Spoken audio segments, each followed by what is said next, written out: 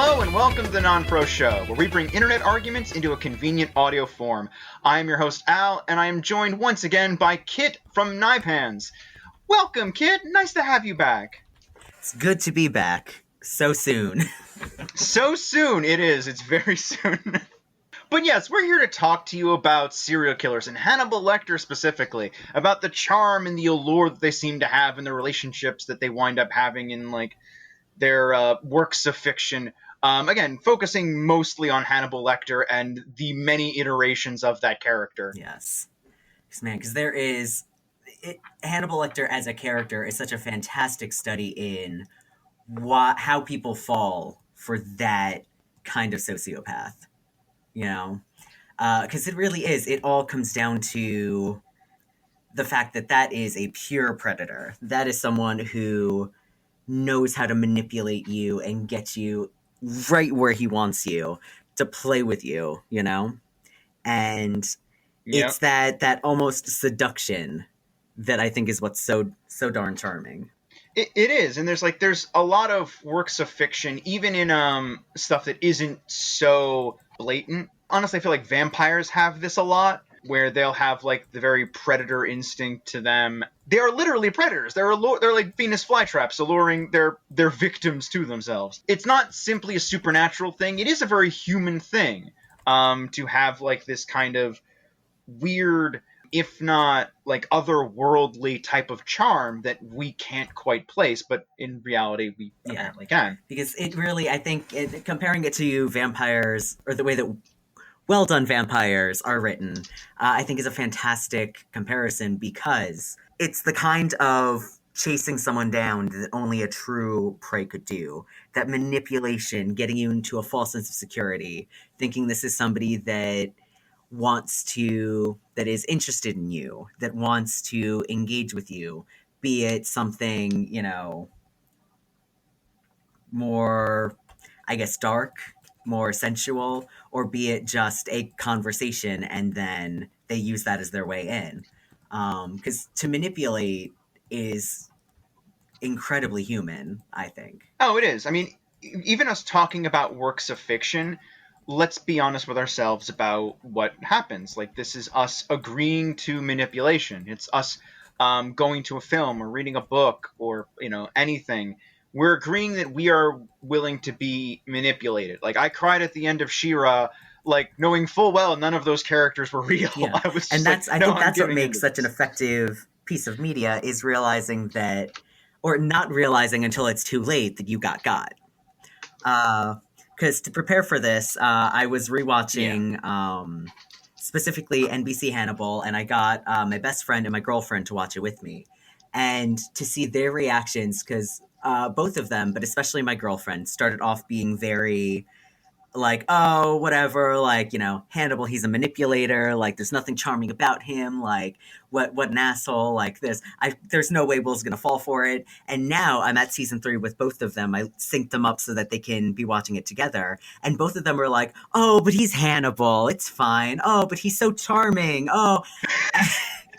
And I feel like that, to have the show charm you so much, is in itself a showcase that it really is effective at what it's doing. If you are so charmed by a character that even somebody that's been watching from the outside, seeing the negative repercussions, still going, no, it's okay. I want to be charmed by this. I mean, that says a lot. It does, and credit to the performances that are given to this character, both Anthony Hopkins and who plays him in the NBC show. Mads Mikkelsen. I'm not good. I think you're right. Yeah, he was the bad guy in the first Daniel Craig Bond film. He's on this new, not that new, but a newish movie on Netflix called Polar. I recommend checking it out. It's a very fun action romp. It's a credit to these guys who can really portray these sort of, again, I'm human but also not kind of performances. Exactly. And both of them do it in somewhat different ways. Like, Hopkins sort of just walks in and like feels like he swings, and for lack of a term, he's swinging his manhood around well enough to attract anyone that's willing to walk by. It's like, well, it looks like his ego's big enough. I might as well just listen to him. On the NBC show, it's far more just this kind of like, he seems to know exactly what everybody needs to hear. Like, even if it's not what they want to hear, it's always like those exact words that are like, oh yeah, I want more of that. And I think a good way to go about describing it, is both performances have their own subtleties that are that work so well for each variation. I would say that Mads is able to hit a more subtle in the way that you interact with people on a day-to-day basis. Like, I think the reason he is so effective as Hannibal is because that portrayal of Hannibal is very focused on gaslighting. Yep. And so he slowly gets to know you. He knows the right things to say to get you into a false sense of security, where you're thinking, oh no, he really has my best interest at hand. No, he really wants to see me do well. He really cares about me as a friend. And even when he's manipulating people and pushing them to see what they'll do, he still puts himself in a scenario where he will, more often than not, come out looking like he's doing something good for you. So you go, oh man, I can't believe this awful thing happened, but I'm so glad my best friend, Hannibal Lecter, was here for me. And like, there's a couple of times in the show, for example, I know you haven't watched it yet, but one character's wife, she decides, for reasons, to start seeing Hannibal as her therapist. And over the course of that, he kind of coerces her without really, like, in such a subtle way, just kind of puts the idea in her head to commit suicide. And she goes to do it. She takes a ton of morphine. She shows up to her regular appointment. And when she passes out, he flips a coin to decide whether or not he's going to save her. Coin decides, okay, I'm going to save her.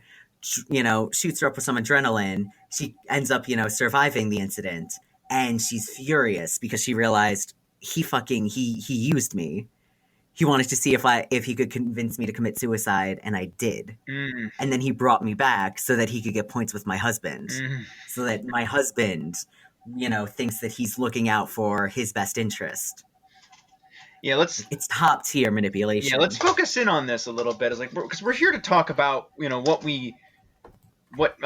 in universe and out of universe makes these like characters so attractive or so alluring. Why we love a serial killer, for lack of a better term. But let's focus on this relationship that Hannibal has with the Will character in the series, and then we'll move on to Clarice after that, because it's very similar between them both. And we'll talk about the audience a little bit after that too. But let's focus on Will for a hot minute here, because there's a lot of material to sift through. It's 3 seasons worth, but even then you can still look back at Red Dragon and see a much more subtle version of what they went into in the TV show. Because the TV show is very reminiscent of kind of the arc that Clarice takes. So it's a little bit one and the same, but there is a special charm to the way that Hugh Dancy and Mads are able to portray Will and Hannibal. So what really, I guess we should start, what attracts like Will to Hannibal? Like, for instance, like, this isn't a victim. This isn't a person he's trying to coerce to murder, or in reality, he is looking for a sense of companionship. Now, whether that means like romantic, it more than likely doesn't. It means that they're looking for something. So that's the interesting thing that also is with Silence of the Lambs with this character, is that we're talking about that they're looking for someone else. They're not looking for they're not looking for a victim per se. They're looking for that companion, looking for another person to be around. So what attracts Will to a person like that? See, now the interesting thing is, and I love pointing this out whenever I get somebody to watch the first episode, one of the very first things Will says, and you get such a fantastic reaction in the way that Mads does his portrayal. Will goes, "I don't find you that interesting." And Hannibal immediately has this reaction, like this look on his face that says, "Oh, now that's a challenge." Because he found Will very interesting. And he wanted to see, because Will, within the context of the NBC show, it's almost upgraded to like a superpower, the way that his mind works. He essentially has this hyper empathy where he's able to more or less piece together what a murderer is thinking in the moment, why he chooses victims, why he went about the situation the way he went about it. And to Hannibal, that's such a fascinating thing that this guy can get into the mind of a serial killer. So to him, it's, well, if he can get into the mind of a killer, let me start doing these copycat murders around this to see what he thinks on that. Let me try to become his friend so that I can hear more about that. What happens if I can get this guy to think the way that I think? Can I get him to murder alongside me? Can I get him to murder with me? Can I get him to be my friend? And that's kind of where Hannibal seems to be coming from with the way that he's pushing and prodding Will. Because I think while I understand why people wish it were romance, and I do think there is a serious connection, like, to that, like, with that kind of intensity between Hannibal and Will over the course of the 3 seasons, I don't think it's fair to call it romance, because it's not romantic in the sense that, like, you understand romance or I understand romance. As to, like, Yeah. people that feel romantic attraction, yeah. We're also talking about probably two people that just feel those type of emotions Yeah. in very different ways. And over the course of the show, Yeah. you see Will go from, well, whatever, I'm talking to you because Jack Crawford wants me to talk to you, to, well, I feel like my world is falling apart and you're the only person that understands where I'm coming from, to Hannibal frames him when Hannibal doesn't seem to be getting what he wants out of Will. He frames him for murder, to once again try to get Will into a place where the only person he can lean on is him. And it's this back and forth of Will attempting to reject Hannibal and push him away, and to try to use Hannibal in the same way that Hannibal's been using him. But it always comes back around to him realizing that there's something about Hannibal over this slow seduction, this slow manipulation, where he can't live without Hannibal. Which is ultimately, it ends to him chasing Hannibal into Europe and then, managing to, on 2 separate occasions, trying to get Hannibal to just run. Like, I don't want you to get caught by the police. I don't want you to be locked up. I don't want to take your freedom, but I can't be with you. This isn't healthy. I want you to go. And Hannibal choosing to be like, no, I'm not going to go. I'm going to make sure that I'm somewhere where you can come find me. And inevitably, Will does always go back to him.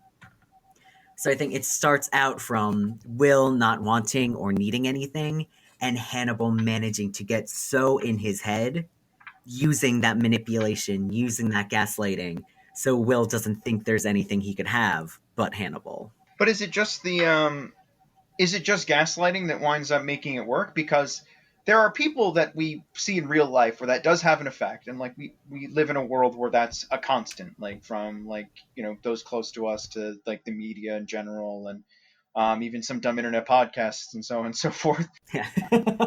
where that's pervasive. It's something that it teaches you to come back or to keep going. Is it only this one technique, or does it feel like there's something more to them, or is it just the well writtenness of it, so that it doesn't feel like that to the audience or to the characters it's taking place with?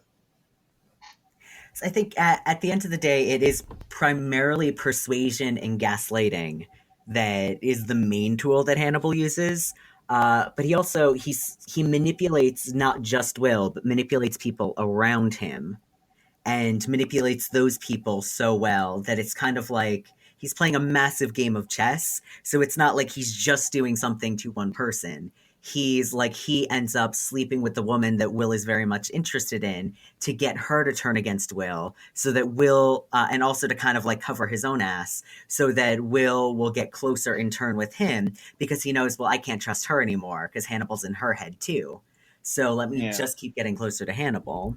He also used the death of a young girl that Will felt a kind of like fatherly relation to, in order to be able to use her as a bargaining chip with Will. It's not just gaslighting, like, it's also manipulation of taking things away. He doesn't directly do any of these things, but he puts actions in motion to take these things away. It's really is just like Yeah. an abuser. It's like we're taking away your options, the things that you can do. We're not going to see your friends anymore. Your decisions are based on what I'm telling you to do, and Yeah. so on and so forth. It's a lot. And that's what kind of makes it scary, and to an extent why we might find it like why we can't look away, for lack of a better term. Because it's something we can sort of relate to. It's not like a ghost in the house where all of a sudden it's like Industrial Lights and Magic shows up and like, oh my god. It's something that could happen to you. Maybe not to this extent, maybe not like, someone taking your child away or something like that, but we've been convinced to do things or be in places or in relationships that we knew were terrible for us, but we just couldn't find ourselves willing to leave, or like we felt like we needed that other person to exist. Exactly. And I think part of the reason that it's so effective, why it had such a crazed audience, can also come down to the fact that as a viewer, as just a person, not all people, of course, but there's a good chunk of people out there that like that kind of seduction in a fictional way.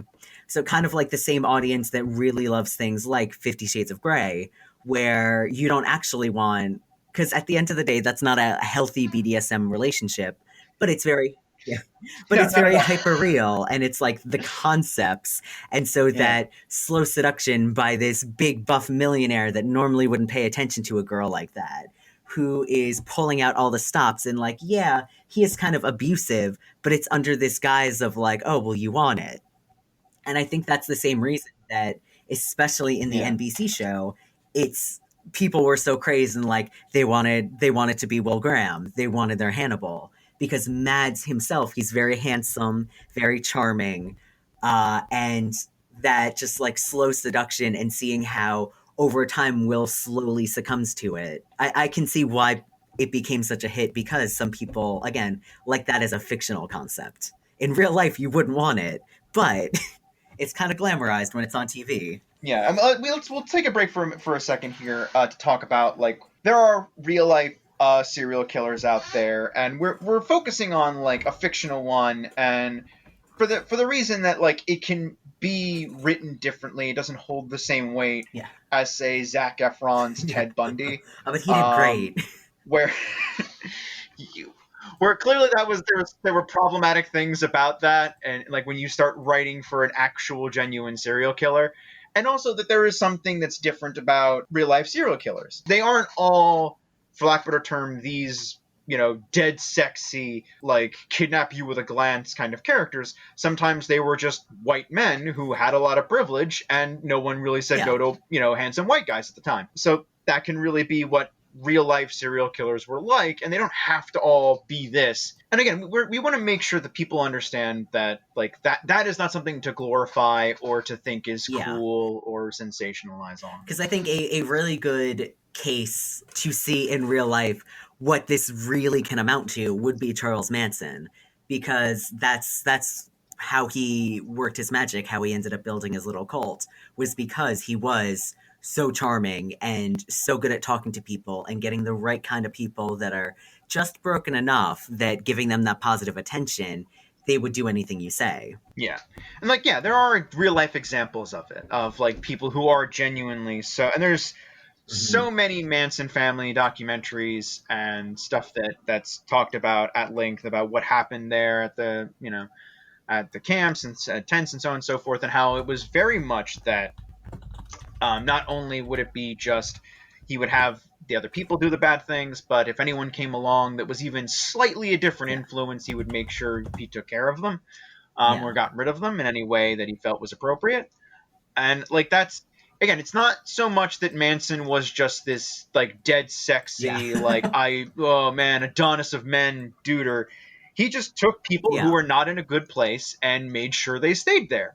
But it's cool to fantasize and to like not, pardon my meaning of the word fantasize. I don't mean it in like to indulge yourself or your interests. What I mean is it's cool to create characters with that type of allure or that type of like superpower, for lack of a better term, that we think of when we think of a serial killer, or we think of these sort of like, unbound predators that like no moral compunctions, flip a coin to see if you live. But there's because we want to try and write and come up with interesting ideas and tell these interesting stories. We want to make it clear that we, especially here at Non-Pro, are not trying to say that these guys themselves who were in the history books with real names and real victims attached to them are somehow like, cool dudes. They're not. It's, Yeah. history's monsters and so on and so forth. Because there's a massive difference between appreciating how well written, because of that human component, a fictional character is and why they're so effective, versus glorifying a real person that did these horrible things. You can hate the real person, Exactly. but enjoy the fictional character because they're a well done character. Yeah, because again, it's when you start talking about fiction and stuff like that, there is enough of a buffer, and I think that there are works of kind of historical fiction that do work, like Mindhunter. I was watching a little bit before this to try and get myself into this, but like I find it's a very fascinating show because it's talking about like, well, how did we come up with the idea of a serial killer? And it's of course sensationalized historical fiction, but it definitely doesn't fall victim to a lot of the stuff people will do for serial killers, and like does paint these people as they are, but also where people snap mentally in these concepts, ideas, and what it's like to study and spend so much time looking into the killer's mind and so on and so forth, which is something the Will character, to get transition back to Hannibal, is what apparently his like superpower is, as it's been described, is to just sort of really get into what these people's heads and what they're thinking is like. And one of the fantastic things about that is it is a good example of how that can affect you, because the reason why Hannibal's initial manipulation is so effective with Will is because Will is himself, he's not entirely there. He's a little unstable. And going and doing such intensive work, and even though it's doing really fantastic things and is helping to save a lot of lives, it does wear down on you. And when you're not actually getting the help you need or having the proper checks and balances, when the person that you're going to help you be stable is the one keeping you unstable, it becomes impossible for you to do that job. And to compare it back to the original set of movies with Anthony Hopkins, the reason why that Hannibal is so effective with Clarice is because she ends up being so disillusioned by her position in the FBI, because she's an officer who is an officer for all the right reasons. And she is surrounded by primarily men who are misogynistic and who have their own sleazy things going on, and they don't want to be talked down to by a woman who, she's not talking down to them. She's just a woman who is, a level above them, who is trying to make sure everything works properly. But that's, to them, it's a woman talking down to them, so they can't listen to her. And so she ends up being so disillusioned because essentially everyone around her is trying to tear her down and blame her, and that she ends up looking heavily into trying to catch Hannibal again. And he gets so far in her head that in the end she helps him get away. If I recall correctly, in the original book, she's supposed to run away with him, but yeah, that was a little controversial. So he got to just run away on his own. She was so kind of distraught with herself for it because she couldn't believe that in the midst of everything going on, the only stability she had, or she thought she had, was Hannibal, who of course fed into the fact that, oh, well, you don't belong here. They don't want you here, but I want you. But I give you a purpose. But with me, you mean something. Yeah. It's two very different approaches to the same kind of end goal, and I think both are really, really fantastic for anybody interested in seeing a very human approach to such an awful thing. They're all works that, like, because again, Silence of the Lambs was, one of the films since Exorcist that like brought horror films, or like that type of film anyway, to the Oscars again. Because Hopkins' performance was just so amazing. It still is. Yeah. It's still such a great movie. And Hopkins is just great in anything he's in. It is a very different relationship. And we touched a little bit on what those differences are. How it's Hannibal is attempting to get Will over to his side. Again, the same end goal. He still just wants these people around. He still wants them to depend on him. He wants them to be his friends, for lack of a better term. And as many people pointed out, that's sometimes more scary than a person who wants to murder you or have revenge on you or do something terrible. Is like when someone who's crazy will like do anything, not because they, not that they would hurt you, but they will do anything to your life and the things around you to make sure that you're there and you're around them. That's terrifying because like it puts not you necessarily in danger, but like everyone that you're with in a very bad place. But he does go about it very differently because they are to a very different, to a very certain extent, different relationships. Will is unknowing what he is or who he is, while Clarice just walks up like from scene one in the film. Scene one with Anthony Hopkins anyway. In the film, knowing full well, like, okay, this guy's like a monster. He's terrible. He's an awful human being. So it's to start from a very different position of like bartering for information and like going back and forth and like trying to, I will reveal to you things that I know or that I think can solve your case, but you have to give me more of yourself or things about yourself so that I feel, and you have no choice in becoming closer. Exactly. Because again, in NBC Hannibal, you start off with he is a good colleague of another person who, right off the bat, you trust her. So you figure, okay, I should trust him.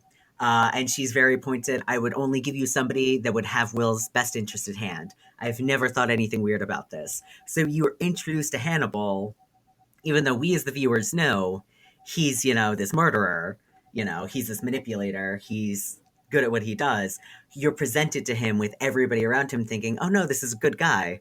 Whereas, like you said with Anthony Hopkins, we're introduced to the character already hearing he's a monster. Don't get near him. Don't feed into it. Don't, if he tries to bargain with you, don't do it. If he tries to hand you anything, don't do it. But you're still, and even though he's so unnerving and creepy, you do still kind of, you can understand why Clarice ended up going the path she did, because he is so good at that coercion, which is the scary part. Yeah, and what's interesting about it as well is like in his mind's eye, he doesn't really see much of a difference between the two of them. And as we're talking about Clarice's story in the films, about how her just not being taken seriously because she's a woman and in a position of authority, Hannibal just doesn't give a crap. Like that's just not something that's on his radar as far as that. Like, oddly enough, the psychopath doesn't really acknowledge sexism. Yeah. Because it doesn't matter to him if you're a man or a woman, and same does go for the NBC show. It just matters if you're interesting. Yeah. If you catch his attention, that's what he's interested in. So he talks to her very much like she's on his level, or on the level as anybody else in his life, if not more so because he's taken interest in her. At least attempts to talk to her or make her believe that they are on equal footing, especially because they're talking about the exchanges of information back and forth. Makes her feel, even if she understands that it's not this way, that they're having an even exchange. She's aware that they're not. Yeah. But like it still feels like it's a tit for tat situation, even if it's not. Yeah, like he manages to, even though she's trying to tell herself, I'm not giving in, she still ends up getting to a point where she is letting herself be very comfortable, where she is thinking that he's acknowledging her as an equal, when he doesn't really acknowledge anyone as an equal. Bringing it back, what makes it so scary is just that there's almost a force of nature behind these types of characters. The way you see them in like so many other different works of fiction, like there's like 100 Netflix series about this. Like you look at something like You, which is very similar to the sort of like person willing to cut and murder and to get essentially what he's looking for, and has a very sort of psychopathic attitude about themselves. Not nearly as good a series, but I'm using it as an example. Dexter's another great one. And Dexter is another good one. I haven't watched that either. Dexter's a good one because like it very much has you in his seat. Like he's in a weird way. We'll go back to Dexter in a hot minute. Like there's something I want to say about him. We'll move back to that. But what I'm saying here is like that's what makes them very. That is one of the things that makes them very frightening.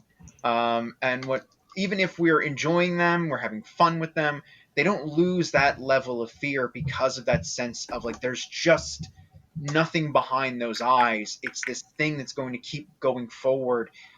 Even if you want your hero or the protagonist in the film or the story or whatever to get a one-up on these guys, even if you arrest them or you put them in jail, it's never going to dig into them the same way that they dug into you or got into you, because there's nothing really there. And Exactly. purposefully, they're written that way. They are forces of nature, for lack of a better term. They're these things that just come in like a storm and mess with everything, and you could scream and yell and like beat it, but like there's never going to be that thing that you get back, and that's what's so scary. It's like I can't do anything against this. There's no vengeance that could ever be had. Yeah. It's either I ignore it or I move away from it, or I do a million and one things to get out of its way, or put it somewhere where I don't have to worry about it Yeah. anymore. But I can't like beat it. Exactly. And that did you watch Hannibal Rising by any chance? No, Okay. I did So not. Hannibal Rising, it's kind of like a prequel to the books, to the movies. I think that movie on its own is a really fun kind of standalone because the development of Hannibal Lecter as a young adult getting into murdering. It starts off with this man disrespects his aunt and he decides, no, I'm not going to have that rudeness. So he goes and he brutally murders this guy, and he realizes that he has a taste for it. And then it just snowballs from there, where they know that he did it, that he did that one murder, but then they can't quite prove that it was him. And his aunt ends up helping out with covering it up and making it so that, like, clearly he couldn't have done it as far as the evidence is concerned. And it's just this snowball of seeing how he Yeah. went from what appeared to be this really well-tempered, well-mannered kid who just wanted to use his intelligence, move on with his life, seek revenge, but not necessarily in such a brutal way. Just become this vicious murderer who is just so good at getting away with it. And it's a fun watch and a brilliant movie. The guy that plays young Hannibal in it is incredible. That's interesting, because like I always feel like in certain situations when we get into these types of characters' backstories or origin Yeah. stories, for lack of a better term, I think origin stories fits the term a little bit better. I always feel like you're defeating it a little bit, or you're showing off or playing your hand to sort of explain away what this is, but not even explain away. You're giving too much of an origin. You're telling a story to Yeah. like where the demon comes from, for lack of a better term. And I feel like there's a lot of times where that doesn't work. Like I remember Texas Chainsaw Massacre did something kind of similar. Halloween definitely did that, where they were like trying to give Michael Myers a lot more of an origin story, when in reality, like I understand that Michael Myers is a very different type of serial killer, but Yeah. but there does come a time when like when you try to overcorrect, or like the character, the villain, or the antagonist becomes so popular to give them their origin, or to give them this sort of like story that explains why they are the way they are, it Yeah. it eliminates so much of the mystique that makes them so cool or interesting to begin with. And in a way, it can make it you don't really want to empathize with them. Like, I think one of the reasons that both the Halloween and the Nightmare on Elm Street reboots weren't so great. I mean, I do like the Rob Zombie Halloween for like a snuff horror film, but it's not like a fantastic movie. And part of that is because it tries to get you to empathize so much with Michael Myers. The part of the reason it's effective is because you realize there is no empathizing with him. One of the big problems I think with Nightmare on Elm Street is because they focus too heavily on trying to make you empathize with Freddy, but like you don't want to. The thing that's so great about Freddy is that he's this disgusting pedophile monster. You like him because he's evil. Yeah, there's no like we'll get into like I would love to have a conversation at some point about like why we of all characters like really think Freddy is cool amongst all of the serial killers, when really he's I one love of the Freddy. worst. Yeah. Like for whatever reason we really let him get away with a lot of crap, like to the point where we gave him a TV show. Like Music I'm serious, videos, like, I want TV to. show, it's all good. Yeah, he had a toy. Like I'm sitting here and I'm just kind of like, why did we? This guy was a pedophile. Like, why are we like so into him? Like, it's like at some point we got. I'm wearing a Freddy shirt right now. No, yeah, we really got to sit down and think at some point, why do we let Freddy get away with this? Like, I mean, to slightly explore it now for a hot minute. Like, is it just like essentially just kind of okay boomering them like so much? Like, is that what it is? Like, because he's just charming? Is it just him showing up like he has the scarred face and doesn't care? He just kind of wears the hat. That's kind of like, I'm kind of covering up, but not really. It's honestly, I think for Freddie, honestly, you can connect it back to this conversation. I think it comes down to the fact that he is so charming, and even though he's vulgar and disgusting and he's an absolute murderer, and like you do feel for the kids, there's something so charming and intriguing. Like you want more Freddie. You just want to see more of him because he's such a character. He's such a personality. I think what it comes down to, and what makes him different from some of the other serial killers we're talking about, is Freddy is very much the villain who understands he's the villain and is just kind of like, I'm a bad guy, as opposed to these other guys who are kind of apathetic or do believe themselves to be the hero of their own Yeah. stories. This is not true for Freddy, who's just sort of like, is the villain, owns that he's the bad guy, and like that's what makes it feel safe to kind of be like, Freddy, is because like, oh, he knows he's the villain. He knows he's like a monster or whatever. It's like, oh, it's like Frankenstein. It's fine. He's whatever. It's cool. But why we don't have so many Hannibal dolls or like, pull string things like that? Like Hannibal doesn't get his own TV show, I guess, by lack of a better term. And Hannibal did get his own TV show. No, I know what you mean. I know what you mean. I'm sorry. Let me rephrase. Sorry. There's a reason why Hannibal isn't like a mascot. Yeah, he's not a mascot. There we go. Thank you. He's not a mascot because like Hannibal doesn't really know that he's the bad guy. He's not aware that he's the villain in the story. It makes it a little bit more dangerous to sort of give him the T-shirts and the primetime TV show where he gets a Super Bowl ad and talks about like, hey, I'm Hannibal. Yeah. I would pay for that, but it would have to be Anthony Hopkins Hannibal. If it's going to be that, because he's more that. It would be, because Anthony Hopkins can do that, though. Oh, God. Like, he's so good at everything he's in. Like, he just, like, again, I hate Transformers The Last Night, but Anthony Hopkins is great in that movie. Yeah, he was the saving grace. Yeah, if he shows up with a watch that killed Hitler, and, like, I believe it. It's like, all right. Yeah. That's just history. That's not even the movie. But so getting back to Hannibal Rising, I think the reason it's so effective is because you start off, it's the whole like first half hour of it is him as a little kid with his little sister Misha and his mother and his father, and it's World War II, castle's getting bombed, they're going to a little town, and then it introduces the Nazis that end up like showing up after Hannibal's parents are killed, unfortunately, by the horrors of war.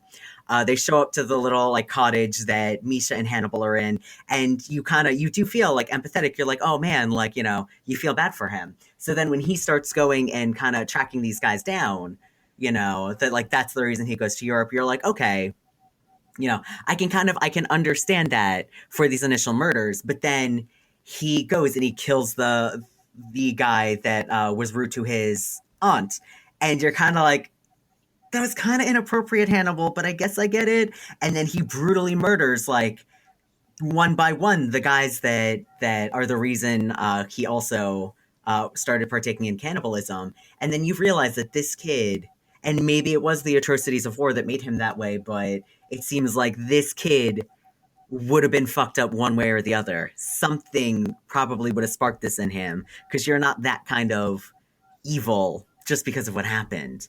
And clearly, like, he's so aware of that he's able to put on that, oh, I'm a soft victim of circumstance, that you can see how he gets from there to, say, Mads' interpretation or Hopkins' interpretation, because it starts off this kid who knows how to kind of use that emotion and then knows how to mimic that human emotion.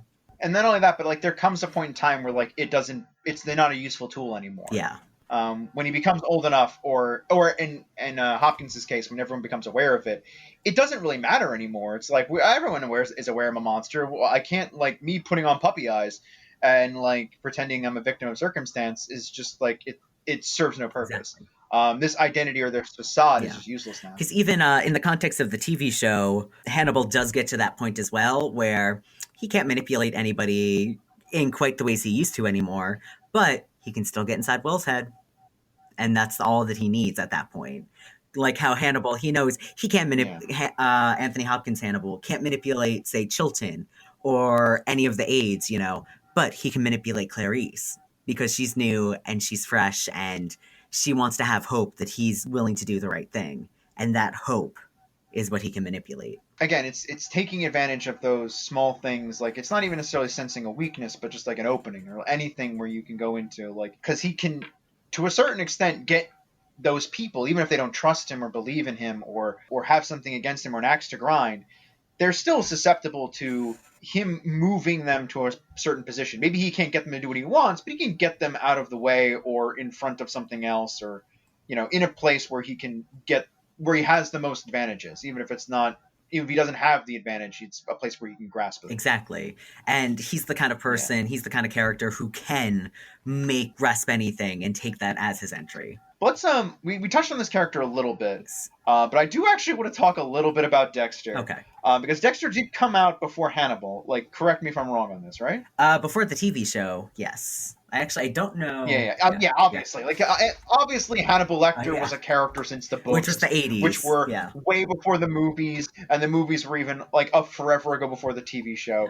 But I mean, I want to make it clear. I'm not trying to state that, like, for whatever reason Hannibal is like trying to rip off Dexter. It's not. I think that at some point they saw Dexter and were like, "Oh, we could do that," and they did. And it was a very different show. Because Dexter was like in that prime space between when the Hannibal crave was kind of dying down. Like, I think Dexter is definitely what paved the way for the NBC Hannibal show to be a thing. I don't think we would have been lucky enough to have it in the way we got it were it not for Dexter. No.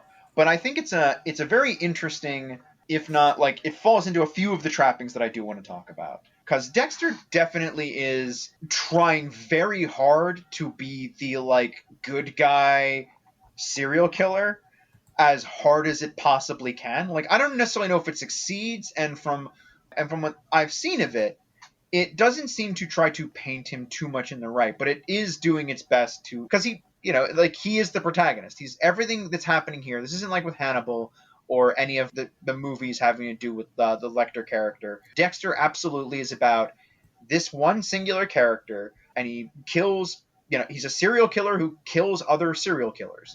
That's his whole shtick. Okay. He's raised that way because his father, pretty much from when he was at a very early age, could tell, like, okay, something's wrong with my kid.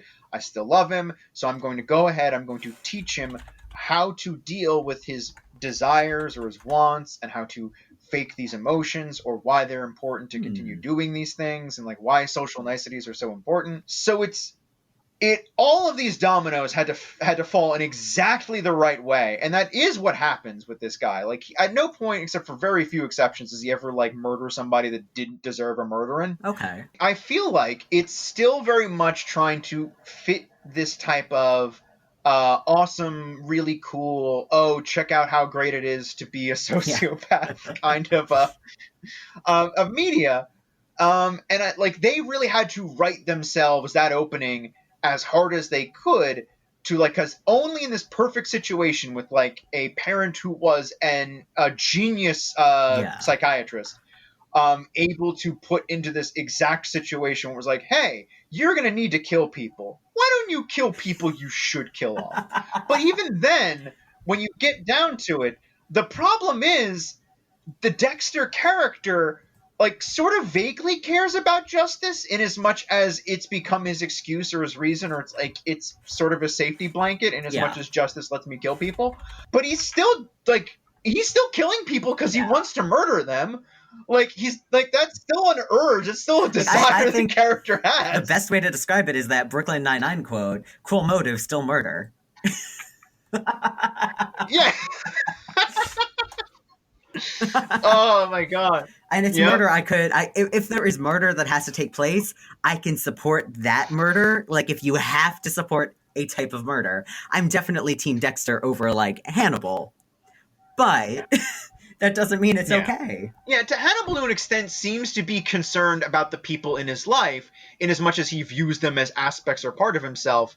And Dexter at least seems concerned about the people in his life and willingness to protect them and keep them safe, but in as much as they're extensions of himself. Yeah. And he also doesn't seem to fall into wanting to manipulate or, like, I mean, he does, obviously, but it's not in the same fashion. Like, people come in and out of his life, and he tries his best in whatever way he can to move them back. but it's not the same thing as in like I'm destroying everything around you so that you'll stay with me and Yeah. love me.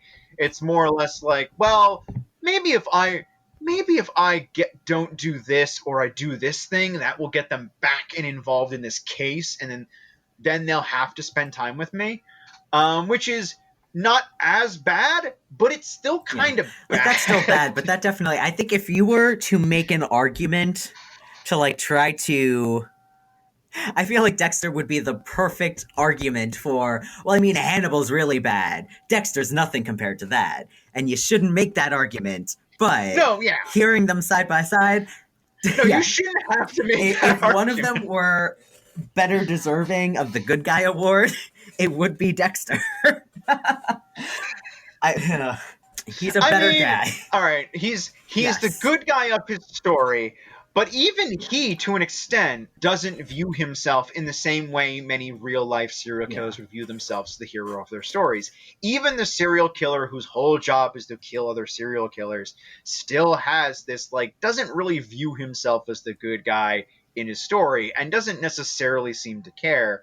Going back to the whole thing that why we as an audience seem to attach ourselves to these characters or are impressed by them, is this idea, maybe possibly, that we'll never be able to impress them, or they'll never view us in a way that isn't like Yeah. cutting through the bullshit, for lack of a better term. So they become so much more appealing or so much more enticing, or we want to know someone in our lives who's like who we believe or we think is just going to tell us the straight and honest truth and like point out what's wrong with us or where we need to go and what we need to do in order to feel better, and we'll be able to understand ourselves through you. But in reality, they're Exactly. going to lie to you just as much.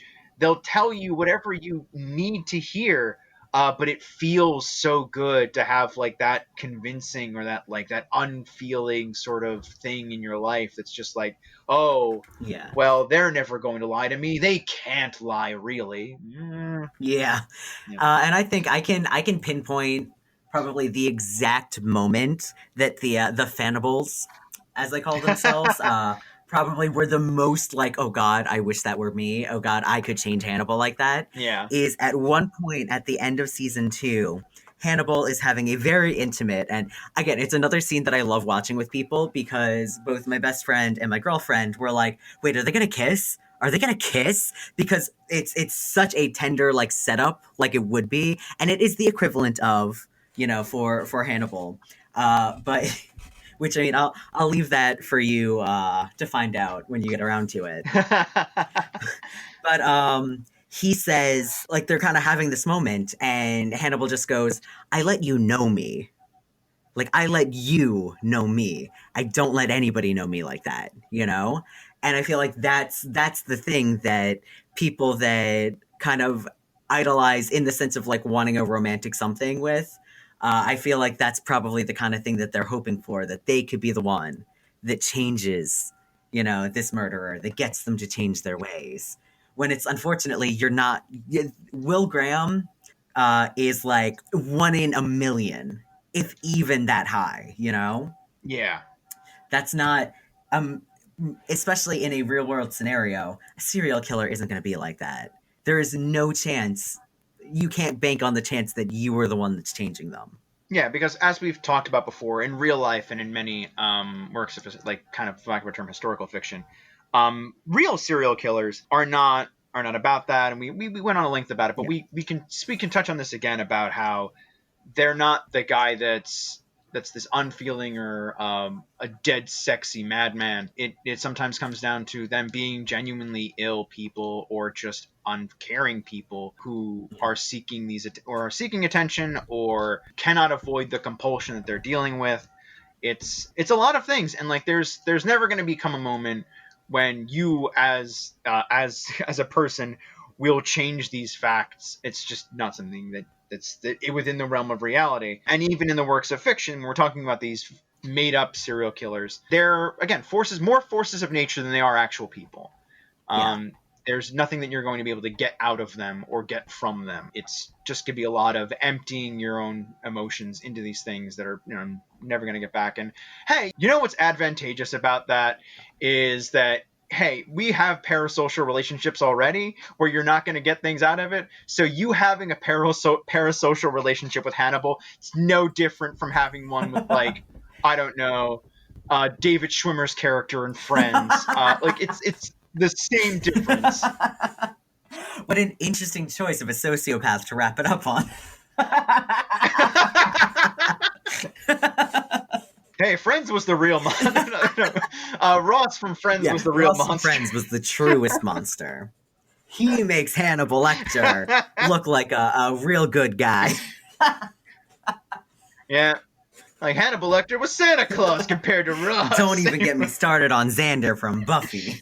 All Ross right. is still worse. But yeah.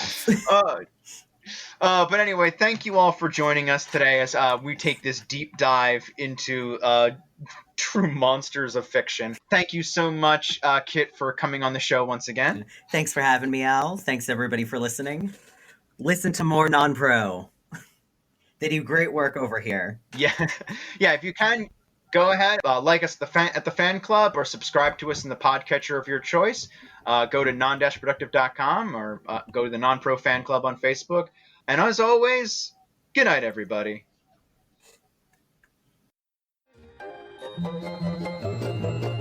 This has been a non-productive media presentation. Executive producer Frank Hablawi. This program and many others like it on the Non-Productive Network is distributed under a Creative Commons Attribution Non-Commercial No Derivatives license. Please share it, but ask before trying to change it or sell it. For more information, visit non-productive.com.